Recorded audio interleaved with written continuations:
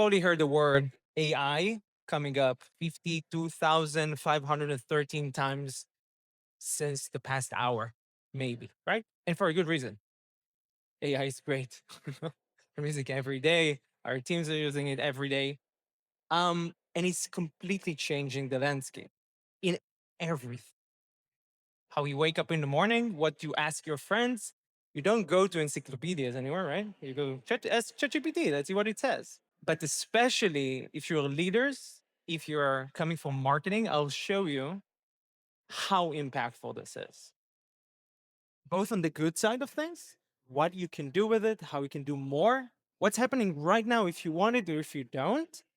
But unfortunately, there are also risks and gaps that are being evolved in organizations that we have to encounter. It's not a question anymore, just happening. And if we don't do anything about it, we're gonna be left behind. Okay?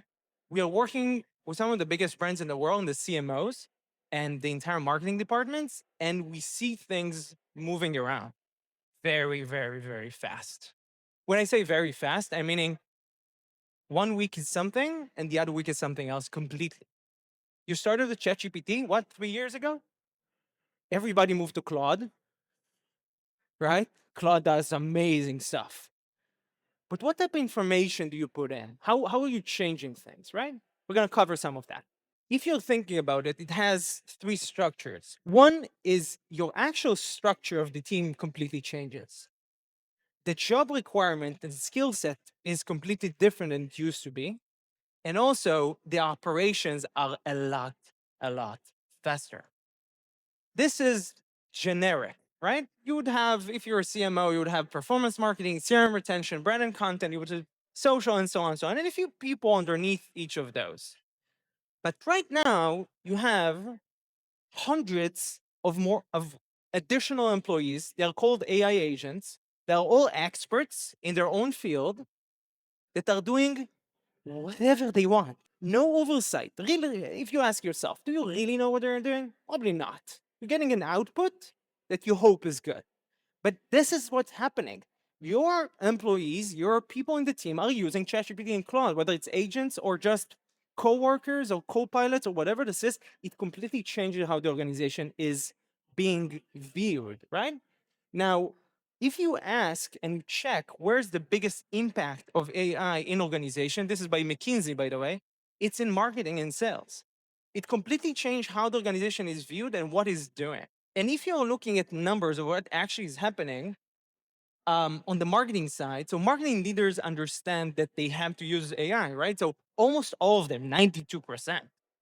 However, if you really understand that deep change, it means that CMOs understand it's going to change their role completely, more than half.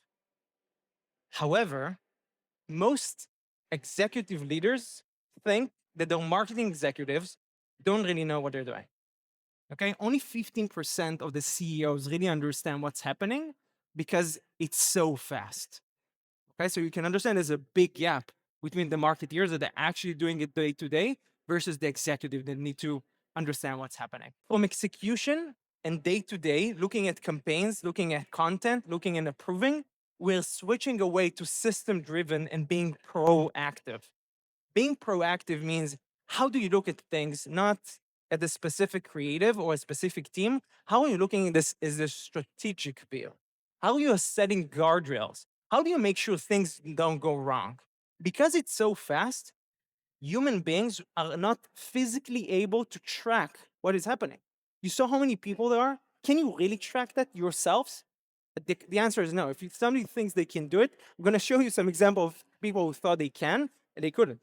Okay? So it's switching away from execution, doing things day to day, to a lot more strategic, a lot more bigger picture. How I'm looking at this also from an executive position. Okay? So we're again designing things and workflows so it's going to be relevant to a lot more people, not just for a specific team. How I'm taking my brand theme and allowing this into Claude knowledge base so that everybody can use it in the same time, not a specific one, as an example. We're moving to AI orchestration, meaning how am I connecting the dots between a lot of things? Today it's Claude, tomorrow it's going to be ChatGPT again, maybe Perplexity, Maybe in 2 weeks, it's going to be something else completely. We don't know, but it's coming. We need the infrastructure to be able to even do it. Okay?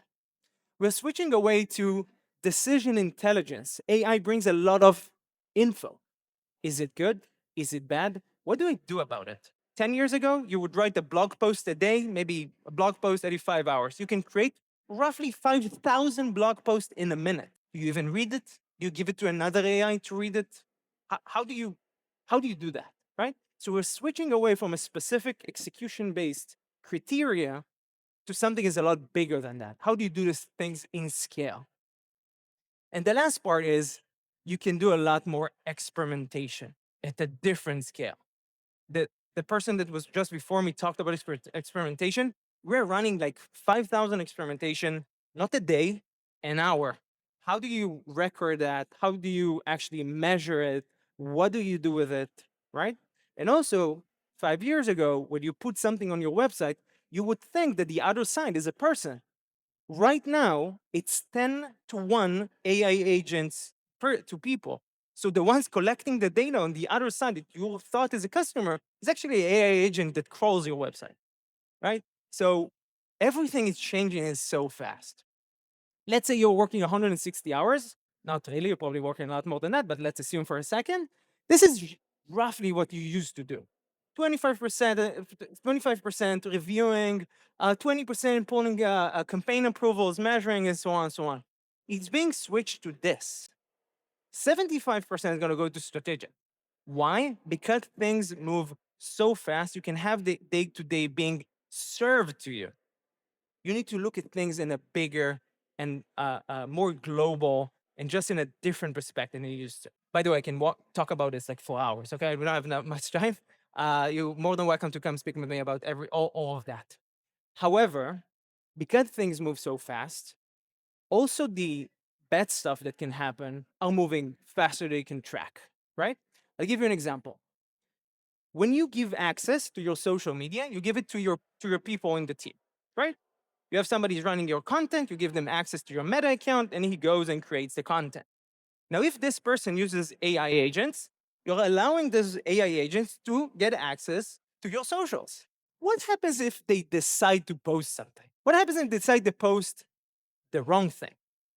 What happens if they decide that your competitor is better than you? They have access to your stuff. So when you have that, you now have not 5 people with access, you have 50 people with access. How do you track that? Don't give me an answer. Think about right now, who has access to your social media? If you don't know the answer, honestly don't know the answer, I'm going to ask you another question. Does it include every content manager, every community manager, paid ads, agencies that give access to their employees, because they have to, freelancers, interns, former employees? When was the last time you cleaned it up? Years? Months? In that period of time that took you to clean it up, you got 50x the amount of people because they have AI agents. You understand how fast it is? What happens when the other side, not yourself, is using AI agents, but they don't really like you? You post a post, a photo, a video, you just did an event, whatever it is, and somebody goes to your comment section. Well, all your consumers, your customers, this is where they're going to. They want to see how people are interacting with your brand you built for years.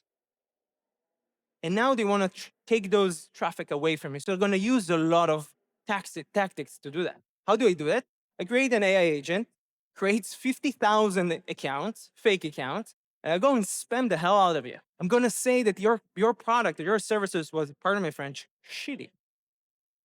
If I go and buy something, where do I go to understand if before that I actually buy it, it's a good product?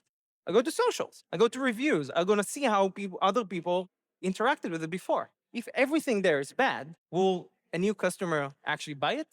Of course not. What happens when I create a fake account that is looking exactly like you? It's coming, and 5 years ago it was manually done. People in other companies in other countries would try to get this traffic, this money out of the people. Right now, it's completely automated, completely, and it's hyper personalized. We've seen some crazy things. Okay, this is unmanageable manually. Why? Again, if you have 10 comments right now, it's going to be 100 in a month and 2,000 in 2 months because it's being automated entirely. So AI is amazing, okay? Drives amazing collaboration between teams, content. However, it drives new types of risks. We need to understand. This is an example from Dior. Well, everybody knows Dior, right? One of the biggest luxury brands in the world. They got compromised because somebody from their team that had access to those socials was compromised himself. Now, when this happened, they crypto scam. They posted a crypto coin that looks like Dior. This is from the official account of Dior. This is not fake.